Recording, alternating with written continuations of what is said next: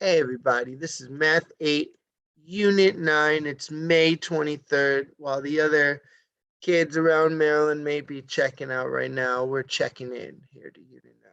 One of the most important units of the year because we're talking about data, which we all know is increasing in its importance in our daily lives.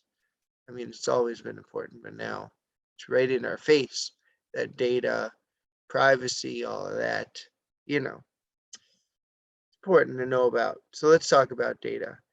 And here is our look into scatter plots.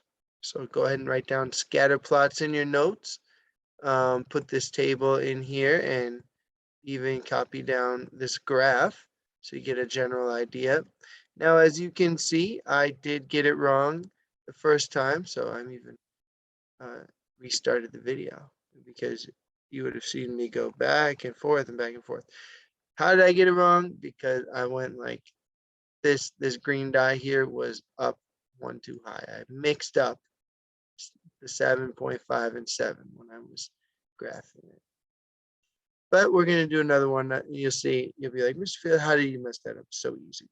Okay, because all we have to do for this assignment is we're plotting points. Okay.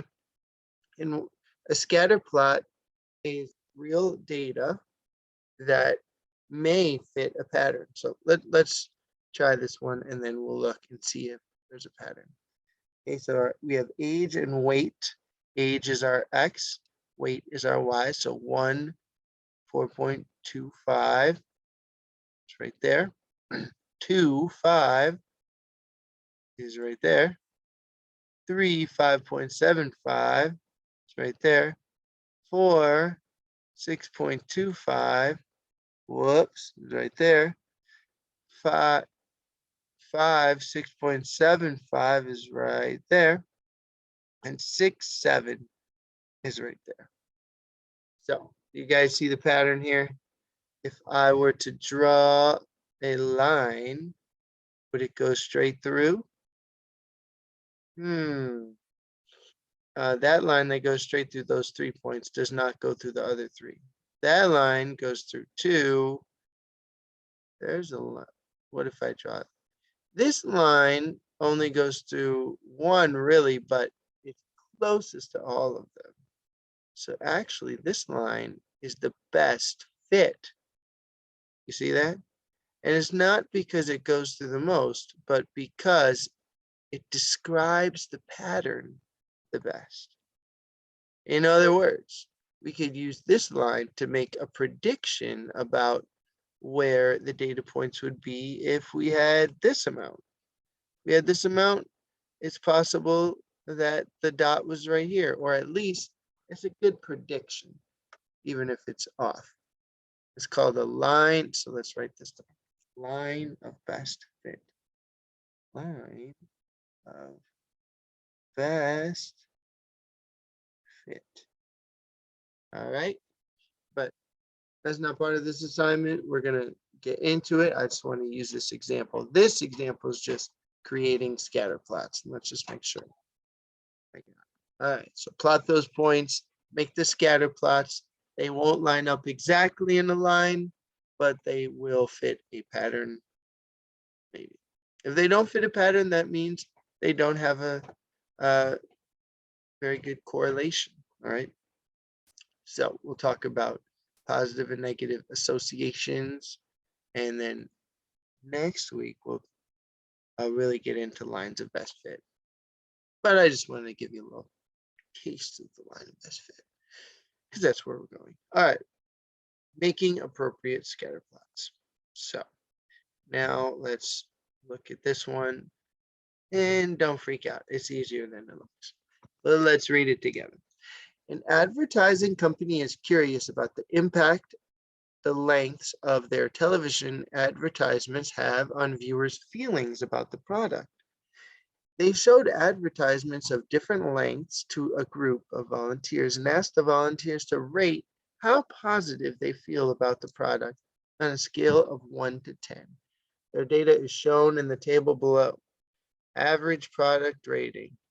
So 30 seconds, 6, 45, 7, a minute, 5, 75 seconds, 3, 90 seconds, 2.5. So looks to me like they want to choose the 45-second ad. That gave the viewers the best. All of the scatter plots below display the data correctly, but which one of them displays the data best? By convention, a good scatter plot uses a reasonable scale on both axes and puts the explanatory variable on the x-axis. Explanatory variable is the x variable. Okay, that is. Okay, so let's look at, we want the average product rating to be on, wait a minute. We want the length. The length is the explanatory variable. We'll find out here. Okay, so what we want to do is we want to find the one that shows the pattern the best. So if you look at these two, they're very clumped up, and we can see the pattern, but why does it need to be so clumped up in the corner here? When here, these two are zoomed in, right? And so we can see the pattern better. Now, the other thing is the explanatory variable has to be on the x-axis. And as you can see, it has slipped my mind which one is the explanatory variable in this case. I think that it's the x, which is the average product rating, but if I'm wrong, then it'll be the other one. So we're going to say graph D, because that is the one where the average rating is on the x, and that is the top there. So now I know it's graph C. But what we want to do is we want to read our hint, and we want to make sure that we understand what we missed, right? And so that's okay. I knew, I was like, I did not remember what the other variable is called. So there's an explanatory variable and a response variable. And so it's like the independent and the dependent. The explanatory variable, I was right, is the x variable, and the response variable is the y variable. But let's read more. See, independent and dependent, right?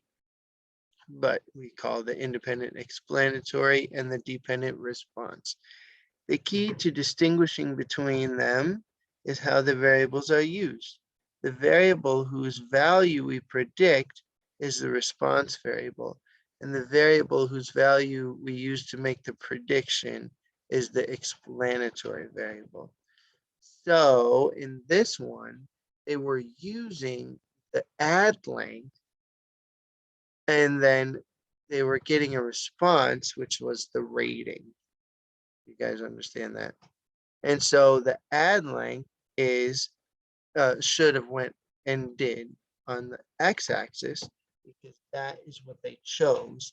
And then they saw, what did people rate it? And that was called the response variable.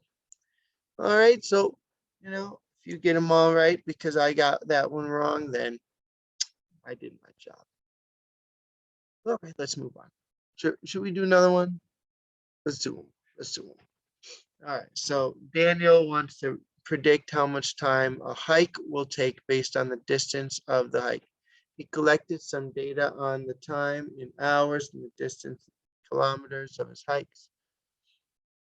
Okay, but so now we want to know the graph. So time, and then he wants to predict how much time a hike will take based on the distance of his hike.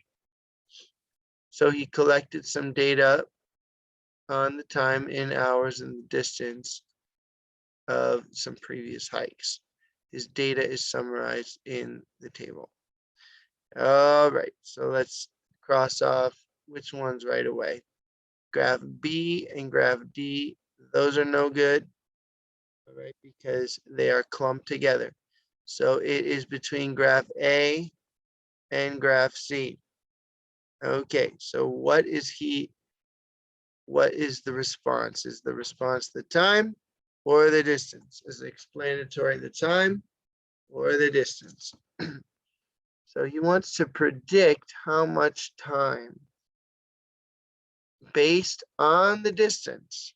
So the distance is our explanatory, and he wants to make predictions about the time. So that's throwing me off because usually time is our independent variable. But based on this wording, the distance is our independent variable because that's what we're basing the data on. We're taking distance and then seeing how long it took. So we want to choose graph C, where the distance is on the x-axis. All right. Ooh, I feel like I redeemed myself there. Positive and negative linear associations from scatter plots. Okay, so positive means it's going up and negative means it's going down. You can think of it like this. The positive and negative is like think about the slope, right? So if the data has a positive slope to it or a negative slope to it, in statistics, we call that a positive association or a negative association. So we can see this is a positive association right down here. And that's good because it shows the more study time, the higher the score. So we got a positive association. Oh, and it could be nonlinear. So that let's write out some notes about this. We got positive, linear right here. You know, doesn't have to be exactly in a line, but it goes up, you know, and looks line-ish, I should say. Negative linear would go down. And then nonlinear. So sometimes the data could be in a pattern, but it's not a line. Maybe it could be something like that, or sometimes it could be a curve, like an exponential curve, right? And then over here, sometimes it's a hot mess. That's no association. All right, so those are the choices. So this is a positive linear. This is a negative linear. And this is a positive linear. There you go. All right, and then the last assignment this week is a where is it? Pythagorean theorem interleaved practice. So that should be fun. A squared plus b squared equals c squared.